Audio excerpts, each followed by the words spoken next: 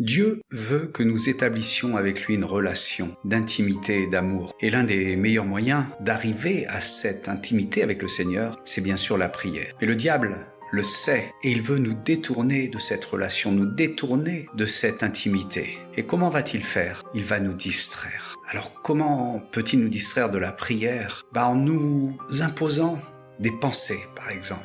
La pensée d'un souci au travail, d'une relation qui ne se passe pas comme il faut. Des petits soucis parfois insignifiants mais suffisants pour que nous n'ayons plus notre pensée en Jésus-Christ, mais la pensée sur le monde. D'ailleurs, dans 2 Corinthiens 10, au verset 5, Paul dit « Nous renversons les raisonnements et toute hauteur qui s'élève contre la connaissance de Dieu, et nous amenons toute pensée captive à l'obéissance de Christ. » Alors le diable ne veut pas que nos pensées soient captives à l'obéissance de Christ. Avez-vous remarqué, parfois quand vous voulez vous isoler pour prier, c'est à ce moment-là que le téléphone va sonner, ou que quelqu'un va frapper à la porte, ou que vos enfants qui étiez calmes dans la maison vont précisément à ce moment-là avoir besoin de vous. Le diable va utiliser tout ce qu'il peut. J'ai parlé tout à l'heure des pensées, mais il va également utiliser des petits événements physiques pour vous détourner de la prière, pour vous détourner de cette intimité que vous pouvez avoir avec le Seigneur. Il ne craint pas que vous soyez chrétien.